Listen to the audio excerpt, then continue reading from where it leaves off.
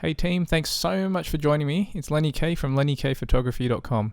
In this video, I'm going to show you how you turn this image into something like this.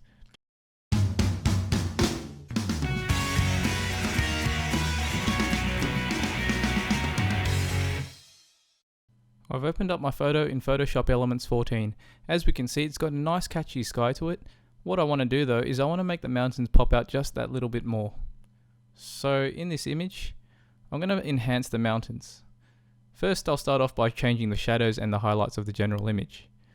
I'll make mid-tone contrast adjustments to this until I'm happy. That seems to be good. So next will be the color curves. I'll adjust this to my liking.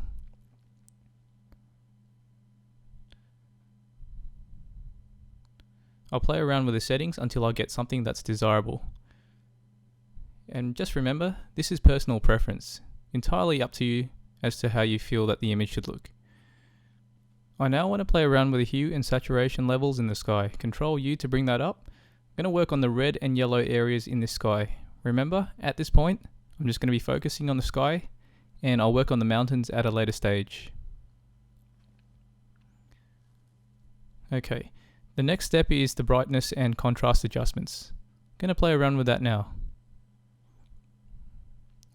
Again, I want to make the sky pop out, leaving the mountains for a later stage. With that being done, I'll now duplicate my layer so that I can separate the two layers. I'll keep the top layer as my sky and the bottom one as my mountains. As you can see, I've created a layer mask on top of the sky. I'll now move into the photo filter, editing the bottom layer there. I want to add a bit more blue to the mountains area, so I'll choose a nice photo filter that suits the mountains.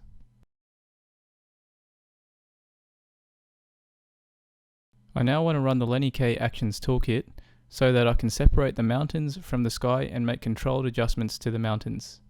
So I'll click on the Actions button and the View All Selections button, running that. It'll give me a whole range of luminosity masks, and I want to select the one that looks the best, highlighting out the mountains. I can see that Dux 4 has best selected this mountain area for me, so I'm going to wipe out all the other masks.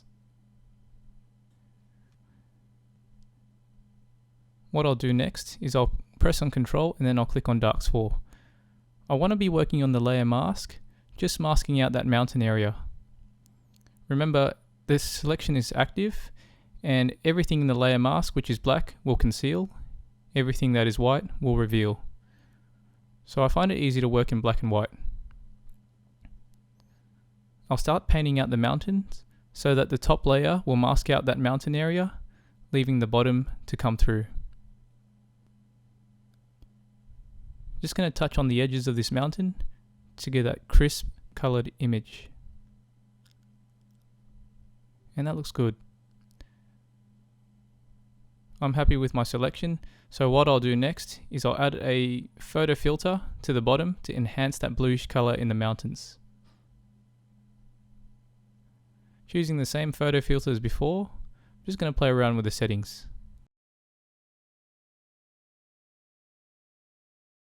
I'm quite happy now with the color filter. My final steps in editing this image is I'll make dodge and burn selections. What this is I'll be highlighting the lighter section of this image, and I'll be darkening the darker sections just to give it that extra depth. So you can see that I've created the dodge and burn layer from my Lenny K Actions toolkit. I'll select Dux 4 because that was a good selection for the mountains, and I'll run through burning the sections or darkening the sections which I want in this image to become darker. That's too dark, so I'll press the numbers corresponding to changing the opacity.